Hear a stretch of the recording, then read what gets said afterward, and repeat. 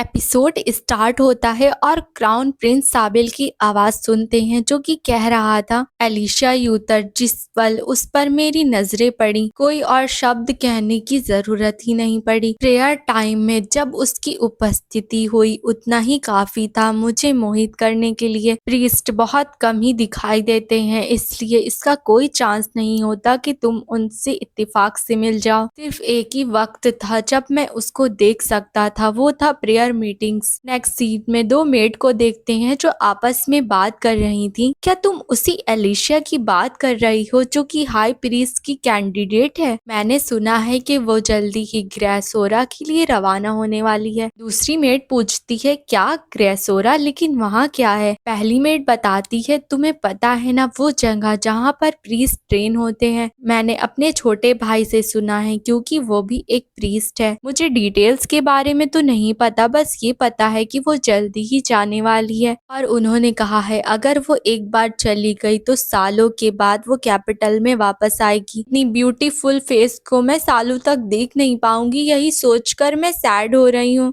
Met कहती है, सही कहा, बहुत सारे लोग एलिशा को प्यार करते हैं इसलिए सब उदास होंगे। अभी वहाँ पर साबिल आता है और कहता है, जो तुमने कहा क्या वो सच है? इसी बारे में कि एलिशा हाई प्रीस्ट की कैंडिडेट है और वो जल्दी ग्रेसोरा के लिए रवाना होने वाली है। पहली मेट कहती है कि हाँ, मुझे यकीन से तो नहीं पता वो किस दिन जा रही है, लेकिन वो जल्दी ही जाने वाली है। साबिल कहता है, अच्छा ऐसा क्या? और वो सोचने लगता है। उसके बाद सब कुछ स्मूथली चला। उसके बाद मैंने कुछ असैसियंस को हायर करा जो कि उन नाइट्स प्रीस्ट को मार दे जो कि ग्रेसोरा जा रहे थे। उनके पास से सिर्फ एलिशिया को लेकर आ जाए। एलिशिया साबिल से कहती है, प्रिंस आखिर आप ये क्या कर रहे हैं? भले ही आप प्रिंस क्यों ना हो, लेकिन आपको बिल्कुल भी माफ नहीं करा जाएगा। साबिल उन असैसियन से कहता है, चलो अब तुम यहाँ से चले जाओ। और वो एलिशिया से कहता है कि अब तुम्हें समझना होगा कि तुम इस सिचुएशन से भाग नहीं सकती। मैं तुम्हें इस तरह से यहाँ पर लेकर नहीं आना चाहता था, लेकिन तुमसे मिलने का कोई और रास्ता था ही नहीं। इसके अलावा जब तुम डरती हो तो और ज्यादा खूबसूरत लगती हो। एलिशिया कहती है, हार्डुनशा इस बारे में बिल्कुल भी चुप नहीं बैठेगा। साबिल कहता है, क्या तुम्हारा मतलब है गॉड का सर्वेंट बनने की शपथ से? और वो उसके बालों को पकड़कर कहता है कि इसकी वजह तुम्हारे बाल है ना। और वो उसके बालों की सबसे नीचे की लेंथ को काट देता है जो कि ब्लीच थे। और फिर हंसते हुए एलिशिया से कहता है कि ये मुझे बहुत परेशान कर रहे थे। आखिरकार मैं ऑर्डर का वंशज हूँ, अगर देवता नाराज भी हो गए तो क्या ही हो जाएगा। जब तक कि तुम इनकार नहीं करोगी तब तक कि तुम्हें बिल्कुल भी चोट नहीं पहुंचेगी। यहाँ पर सिर्फ तुम और मैं हूँ और कोई भी नहीं। ये कहकर वो खंजर से उसके कपड़े को फाड़ने लगता है और फिर खंजर को फेंकते हुए कहता है, नहीं नहीं, इससे धमकी देना बहुत आम बात हो चुकी है। तुम्हें बिल्कुल भी डरने की जरूरत नहीं है, ये सब कुछ जल्दी ही खत्म हो जाएगा। एलिशा चिल्लाकर कहती है, गधे के बच्चे दूर हटो मुझसे। और वो उसको धक्का देकर जाकर चाकू उठा लेती है। तभी साबिल उसको पकड़ने के लिए आता है, लेकिन एलिशा उसके ऊपर चाकू चला देती है। वो वहाँ से भाग जाती है और साबिल चिल्लाकर कहता है, तुम्हारी हिम्मत कैसे हुई, रुक जाओ। प्रेजेंट में वो सोचता है, जिस औरत को मुझे लगा था कि वो डूब चुकी है वो अब जिंदा है और यहाँ तक कि उसकी याददाश्त भी चली गई है, तो बहुत अच्छा हुआ। और वो एम्प्रेस के सवाल का जवाब देते हुए कहता है, ठीक है, मैं उससे शादी करने के लिए तैयार हूँ। नेक्स्ट सीन में इलियन को देखते हैं जो कि एम्परर और एम्प्रेस के साथ डिनर कर रहा था। और एम्परर कहते हैं कि ये तो किसी मिरेकल की तरह है, ये बताओ कि तुम पैलेस जल्दी क्यों नहीं आए? इलियन कहता है, मैं रुका हुआ था क्योंकि कहा जा रहा था कि अचानक से रोशनी देखना मेरी आंखों के लिए खतरनाक हो सकता है। एम्परर कहते, फिर भी मैं एक आखिरी व्यक्ति था जिसको ये बात पता चली कि मेरे एक लौते भतीजे की आंखें ठीक हो चुकी हैं। इलियन कहता है, मुझे माफ कर दीजिएगा। एम्परर कहते हैं, कोई बात नहीं, अच्छी बात ये है कि तुम सेफली रिकवर हो गए। और वो एम्प्रेस से कहते हैं, ये बताओ कि साबिल कहाँ है? एम्प्रेस कहती है, दरअसल क्राउन प्रिंस को कुछ जरूरी काम था इसलिए वो आ नहीं पाया। एम्परर सीरियस होकर कहते हैं कि ऐसा क्या जरूरी काम था? खैर, हमारे एम्पायर का जो गार्डियन है वो फाइनली वापस आ चुका है। मुझे हमेशा गिल्टी फील होता था कि मैं तुम्हारे वॉर में दिए हुए एफर्ट्स को समझ नहीं पाया। लियोन कहता है कि मुझे शर्मिंदा मत करिए, ये सब तो पास्ट की बातें हैं योर मैजेस्टी। एम्परर कहते हैं कि वॉर को जीतने के तौर पर मैं तुम्हें इनाम में कुछ देना चाहता हूँ, इसलिए जो चाहो मांग सकते हो। और ग्रैंड ड्यूक की हेल्थ वापस वापस आने की खुशी में हम इसको सेलिब्रेट भी करेंगे। इलियन कहता है तो फिर शाही हुक्म से प्लीज मुझे शादी करने की अनुमति दे दीजिए। एम्परर हैरान होकर कहते हैं क्या कहा शादी? एम्प्रेस कहती हैं कि वॉर से लौटने के बाद तुम बस ग्रैंड ड्यूक पैलेस में रुके रहते थे। तुम कह रहे हो कि तुम्हारी जिंदगी में कोई औरत है जिससे तुम शादी करना चाहते हो? इलियन कहते हैं हाँ एक है, लेकिन प्लीज मुझसे वादा कीजिए कि इससे कोई फर्क नहीं पड़ता वो कोई भी हो, आप मेरी पसंद का विरोध नहीं करेंगे। एम्परर कहते हैं हाँ हाँ ठीक है, मैं तुमको इसकी इजाजत दे दूंगा। इलियन कहता है तो प्लीज एक ऑफिशियल फरमान जारी कर दीजिए। एम्परर कहते हैं एक फरमान, लेकिन तुम्हारा मतलब क्या है? इलियन कहता है कि वो मैं चाहता हूँ कि आप इस बात को लिखित में दे कि आपने मुझे शादी की इजाजत दे दी है। एम्परर कहते हैं हाँ मैं ऐसा जरूर कर दूंगा, लेकिन इससे पहले मुझे कागजातों को तैयार करवाना पड़ेगा। एम्प्रेस सोचने लगती हैं क्या वो किसी और देश की गुलाम है? वरना कुछ भी हो जाए ऐसी कंडीशन की जरूरत क्यों पड़ती? एक ऐसी औरत जो कि लो क्लास की होगी, अगर वो ग्रैंड ड्यूकनेस बन जाए तो ये मेरे लिए एडवांटेज होगा। ब्लैक हेयर रेड आईज, ये सोचना कि उसने अपनी आंखों को दोबारा पा लिया है। एक ऐसी आंखों का कलर जो कि मेरे बेटे की पोजीशन को कभी भी छीन सकता है। जब वो आंखें चली गई थी तो मैं बहुत ज्यादा निश्चित हो गई थी। ब्रेस कहती हैं कि ग्रैंड ड्यूक को तो बहुत जल्दी हो रही है, आप इसकी बात को जल्दी ही पूरा कर दीजिए योर मैजेस्टी। ब्रर कहते हैं कि मैं मुश्किल से तुम्हारे साथ लंच कर पाता हूँ, अब मुझे फरमान जारी करना पड़ेगा। फिर नेक्स्ट सीन देखते हैं, इलियन के हाथ में एग्रीमेंट था और वो कहता है कि इतना काफी रहेगा, उसे पाने का ये बस मेरा एक लौता मौका है। और वो सोचता है कि 7 साल तक वॉर में मैंने जो योगदान दिया था उसी की वजह से मेरी इस बात को स्वीकार कर लिया गया। लेकिन रोना चाहे वो जो भी हो, अगर मैं उसको ड्यूकनेस बनाना चाहता हूँ तो ये एग्रीमेंट ही मेरे काम आएगा। आखिर मैं इसे क्यों नहीं देख पाया? बर्नर्ड दूसरे स्टेट के कामों को संभाल रहा है, इसलिए वो मेरी मदद नहीं कर सकता। और मैंने सेड्रिक ने हर गिल्ड में जाकर उसे ढूंढने की कोशिश करी, लेकिन कोई सुराग नहीं मिला। और मैं इसकी इंफॉर्मेशन हर तरफ फैला भी नहीं सकता क्योंकि इससे रोना मुसीबत में पड़ सकती है। क्या रोना को ढूंढने में कुछ ऐसा गलत है जिसको मैं अभी तक पता नहीं कर पा रहा हूँ? जा रहा था और उसके सामने से एलिशिया और उसकी मॉम आ रही थी। और एलिशिया तो इलियन को देखकर बहुत ज्यादा हैरान हो जाती है। फिर वो उसके बगल से गुजर कर चली जाती है और सोचती है मुझे बहुत ज्यादा खुशी है कि तुम्हारी आंखें वापस आ गई। मैं तुम्हें ऐसे ही आंखें खोलकर चलते हुए देखना चाहती थी, इसलिए मैं बहुत खुश हूँ कि मैं तुम्हें इस तरह से देख पा रही हूँ। ये वो बात है जिसकी मैं बहुत ज्यादा इच्छा करती थी, इसलिए मुझे ऐसा लग रहा है कि मैं बस रोने वाली हूँ। ये बहुत अच्छे से तैयार होकर आया है, क्या इसको बटलर ने तैयार किया या फिर इसने कोई न्यू मेड हायर कर ली है? नहीं, अब वो देख सकता है तो शायद से वो खुद तैयार हुआ होगा। ये वो फ्यूचर है जिसकी मैं इच्छा करती रहती थी, तो आखिर मुझे इस तरह से फील क्यों हो रहा है? ये देखना कि अब उन्हें रोना की कोई भी जरूरत नहीं है, मुझे अजीब सा फील हो रहा है। क्या मुझे अपनी पहचान इसलिए वापस मिल गई क्योंकि इसको अब रोना की जरूरत नहीं? ये दुनिया अपने प्रोटैगनिस्ट का ख्याल खुद रख रही है, इसलिए अब इलियन की आंखें भी वापस आ चुकी हैं। इसलिए अब कोई भी रीजन नहीं होता कि मैं उसके साथ रहूं। शायद दुनिया मुझको वहीं पर ले जा रही है जहां से मैं बिलोंग करती हूँ। तभी एलिशिया की मॉम उसको आवाज लगाती है और कहती है तुम वहाँ पर क्यों खड़ी हो? क्या तुम नर्वस फील कर रही हो? एलिशिया कहती है माफ कर दीजिएगा, वो दरअसल मेरे पैर में थोड़ी सी मोच आ गई थी क्योंकि अभी मुझे न्यू शूज की आदत नहीं पड़ी है। लेकिन इलियन को देखते हैं जो वहीं पर रुक गया था और पीछे मुड़कर एलिशिया को देखने लगता है। नेक्स्ट सीन देखते हैं, एलिशिया, उसकी मॉम और एम्परर एम्प्रेस मिल गए थे। एम्परर कहते हैं कि मुझे ये सुनकर खुशी हुई कि तुम्हारी तबीयत बिल्कुल ठीक हो चुकी है। फिर सब लोग बैठ जाते हैं और एम्प्रेस कहती हैं वैसे क्या ये बात सच है कि एलिशिया की याददाश्त जा चुकी है? उसकी जितनी भी प्रेयर मीटिंग्स हुई थी मैं सब में गई थी, मैंने प्राइवेट ऑडियंस के तौर पर उसका 3 घंटे इंतजार भी किया था, तो क्या तुम्हें इनमें से कुछ भी नहीं याद? एलिशिया कहती है माफ कर दीजिएगा लेकिन मुझे नहीं याद। ब्रेस कहती है मुझे तो रियलाइज ही नहीं हुआ था कि याददाश्त जाना इतना खतरनाक हो सकता है। एलिशिया की मॉम कहती है कि वो सब कुछ भूल चुकी है, इसलिए अब उसे सब कुछ शुरुआत से शुरू करना पड़ेगा। ब्रेस कहती है तुम्हारा तो पोस्चर भी डिफरेंट लग रहा है, तुम तो अपने अंदर समाये मैनर्स को भी भूल चुकी हो, ये तो बहुत गंभीर बात है। एलिशिया की मॉम कहती लेकिन मुझे इस बात की खुशी है कि उसकी तबीयत बिल्कुल ठीक हो गई। ब्रेस कहती हैं वैसे वैसे डेबिंटे बॉल की तैयारी कैसे चल रही है? अलीशा की मॉम कहती हैं कि परिस्थितियों को देखते हुए वक्त तो गुजर चुका है, लेकिन हम प्लान कर रहे हैं कि हम उसे इस साल रखेंगे। प्रेस कहती है तो फिर कैसा रहेगा कि अगले हफ्ते बॉल को पैलेस में रखा जाए? अलीशा की मॉम कहती ये कहने के लिए बहुत बहुत शुक्रिया, लेकिन मुझे डर है क्योंकि वक्त बहुत कम है और हम सब तैयार नहीं कर पाएंगे। प्रेस कहती है कि हैरिंगटन फैमिली की लेडी करीना का डेबिंटे बॉल भी उसी दिन है, क्योंकि उनका भी वक्त निकल चुका था, इसलिए हिज मैजेस्टी ने उसकी इजाजत दे दी। ये देखना कि तुम दोनों की डेब्यूटिंग देर हो चुकी है तो मुझे सही लगेगा अगर एलिशा भी उसी दिन ज्वाइन करे। एलिशा की मॉम कहती है आपके इतने बड़े उपकार के लिए बहुत शुक्रिया। फिर कुछ वक्त बाद वो लोग एक दूसरे को गुड बाय ग्रीट कर कर वहाँ से जाने लगते हैं। एलिशा कहती है मुझे लगता है मैंने बस माफी के अलावा आज कुछ भी नहीं करा। एलिशा की मॉम कहती है अरे कोई बात नहीं, तो नेचुरल बात है क्योंकि तुम नर्वस हो रही थी। तभी एक मेड आकर एलिशा की मॉम से कहती है दरअसल एम्प्रेस आपसे कुछ बात करना चाहती हैं और जब तक वो आपसे बात करेंगी हमने लेडी एलिशा का रेस्ट करने का बंदोबस्त गार्डन में कर दिया है। नेक्स्ट सीन में एलिशा गार्डन में आती है और सोचती है कि यहाँ पैलेस का गार्डन भी बहुत खूबसूरत है, हालांकि ग्रैंड ड्यूक के मैंशन का जो गार्डन है वो ज्यादा खूबसूरत है। मैं आते हुए इलियन से टकराई थी, तब से मैं बस उसी के बारे में सोच रही हूँ। आखिर मैं अब तक उसके बारे में क्यों सोच रही हूँ, उसको अब मेरी कोई भी जरूरत नहीं। तभी एक पत्थर से टकराकर उसका पैर फिसल जाता है और वो गिरने लगती है, लेकिन अगले ही पल इलियन उसको गिरने से बचा लेता है और कहता है क्या तुम ठीक हो? एलिशा उसकी आंखों को देखने लगती है और सोचती है मुझे लगा था कि लाल आंखें बहुत भयानक होती हैं, लेकिन ऐसा कुछ नहीं है, ये तो बहुत ज्यादा खूबसूरत है। और वो सोचती है उप्स मैंने तो गलती से इलियन का नाम ले लिया। वो कहती है शुक्रिया मुझे बचाने के लिए। इलियन कहता है ये कहने की जरूरत नहीं। एलिशा कहती है कि अब मैं बिल्कुल ठीक हूँ, अब आप मुझे जाने दे सकते हैं, अगर हमें किसी ने देख लिया तो फिर उनको गलत फहमी हो जाएगी। इलियन कहता है तो फिर उनको जलन होगी। एलिशा कहती है क्या मतलब? इलियन कहता है ये तो बस मजाक था, मुझे लगा था कि तुम मुस्कुरा दोगी लेकिन तुम हंसी ही नहीं। वैसे तुम्हारा नाम क्या है? एलिशा अपने आप को ग्रीट करते हुए कहती है मेरा नाम एलिशा यूतर है। वो सोचती है मैंने अपने आप को पहले इस तरह से ग्रीट नहीं करा है, मैं बहुत एम्बैरेस हो रही हूँ। इलियन उसका नाम लेते हुए कुछ याद करने की कोशिश करने लगता है। एलिशा सोचती है कि मेरे नाम से ये क्या याद करने की कोशिश कर रहे हैं। इलियन कहता है वैसे तुम्हें कैसे पता चला कि मैं ग्रैंड ड्यूक हूँ? एलिशा कहती है मैंने अफवाहें सुनी थी कि ग्रैंड ड्यूक की आंखें वापस आ चुकी हैं। इलियन कहता है अच्छा अफवाहें, तो तुमने भी वो अफवाहें सुनी है? तभी इलियन उसे घूरने लगता है और एलिशा सोचती है ये मुझे घूर क्यों रहा है, ऐसा लग रहा है कुछ पता लगाने की कोशिश कर रहा है। तभी इलियन उसे और ज्यादा घूरने लगता है और एलिशा सोचती है क्या इनको पता चल गया, लेकिन इलियन तो उसे घूरे ही जा रहा था और एलिशा सोचती है ये बहुत अनकंफर्टेबल है। वो अपनी मॉम की बात याद करती है जिन्होंने उससे कहा था कि इससे सिर्फ तुम्हारी इज्जत नहीं बल्कि सबकी इज्जत दांव पर है। अगर किसी भी परिस्थिति में तुमने ये बात रिवील करी कि तुम ग्रैंड ड्यूक फैमिली में काम कर रही थी तो इससे सिर्फ तुम्हारा नहीं बल्कि ग्रैंड ड्यूक का भी अपमान हो जाएगा। भले ही कुछ भी ना हुआ हो, लेकिन जो अफवाहें होती हैं वो सच को पूरी तरह से दबा देती हैं। उनको सच जानने से कोई भी मतलब नहीं होता, उन्हें बस मसाला चाहिए। एलिशा सोचती है लेकिन मेरी बस एक ही इच्छा थी कि मैं इलियन की आंखें ठीक कर दूं। मुझे नहीं लगा था कि मैं उसको मिल पाऊंगी, लेकिन अब मैं उसके सामने खड़ी हुई हूँ। मैं उससे पूछना चाहती हूँ कि वो कैसा फील कर रहा है, उसे दर्द तो नहीं हो रहा, वो अच्छे से खा रहा है। अगर मॉम हमें इस तरह से बात करते हुए देखेंगी तो वो बहुत ज्यादा परेशान हो जाएंगी। और वो इलियन से कहती है तो फिर ठीक है अब मैं यहाँ से चलती हूँ। और वो सोचती है मुझे नहीं पता कि क्या हो जाएगा, लेकिन यही बेहतर रहेगा अगर मैं इसको अवॉइड करूँ। मुझे अच्छा नहीं लग रहा कि मैं जल्दी ही इलियन को छोड़कर जा रही हूँ, लेकिन मैं पकड़े जाने का रिस्क नहीं ले सकती। लेकिन इलियन कहता है कि ये किस्मत की बात थी जो हम इस तरह से यहाँ पर टकरा गए, तो क्यों ना कुछ देर जाकर चाय पी ले।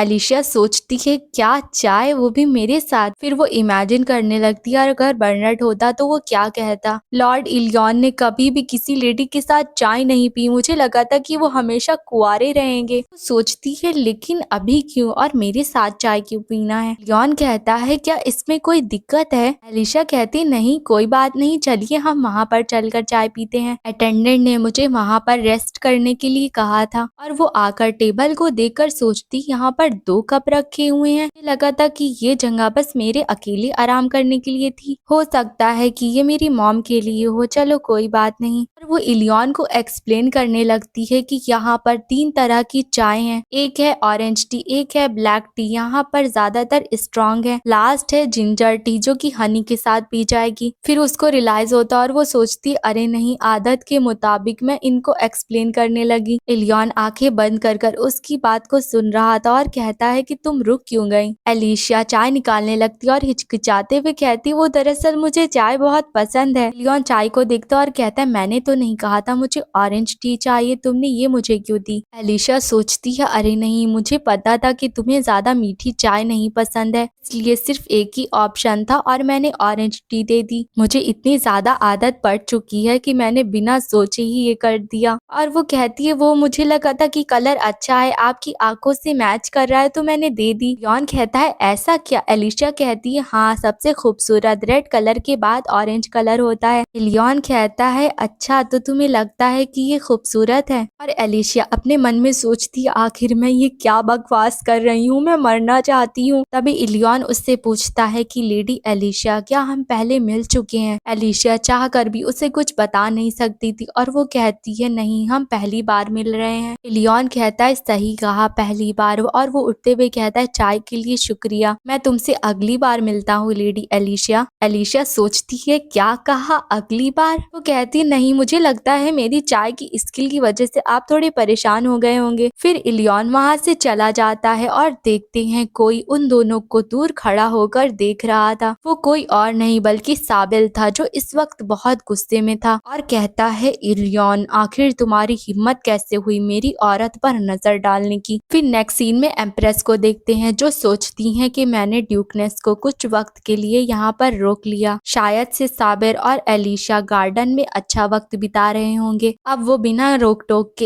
एक दूसरे को अच्छे से जान सकते हैं। साबिल एक बुरा इंसान नहीं है लेकिन वो बहुत ज्यादा हैंडसम है, इस वजह से उसके बहुत सारे रोमांटिक रिलेशनशिप रहे हैं, लेकिन उन औरतों ने उसे बहुत ज्यादा परेशान कर दिया। इस वजह से उसके बारे में कुछ गलत अफवाहें भी फैली हैं कि वो लड़कीबाज है। तभी मेड अंदर आती है और एम्प्रेस कहती हैं तो बताओ क्या खबर है। मेड बताती है वो दरअसल क्राउन प्रिंस गार्डन में नहीं आए। एम्प्रेस कहती है क्या कहा, तो इस पूरे वक्त लेडी एलिशा गार्डन में अकेली थी। मेड कहती है नहीं, वो दरअसल इत्तेफाक से ड्यूक इलियॉन वहाँ पर पहुँच गए थे और उन्होंने उसे देख लिया और उन्होंने उसके बाद साथ में बैठकर चाय भी पी। एम्प्रेस को बहुत गुस्सा आता है और वो कहती क्या कहा, वो इलियॉन का बच्चा, ये पैलेस मेरा इलाका है, उसकी हिम्मत कैसे हुई मेरे इलाके में दखल देने की। क्या अब वो उस फूल के पास मंडराना चाहता है जो कि मुझे पसंद है। उसने साबिल की नजरों को चुरा लिया, क्या इतना काफी नहीं था कि अब वो हिम्मत कर रहा है कि उसके पास जो भी है उसे हथिया ले। इतने समय बाद उठने के उस बच्चे को अपने सामने दिखाई नहीं दे रहा कि उसके सामने क्या है।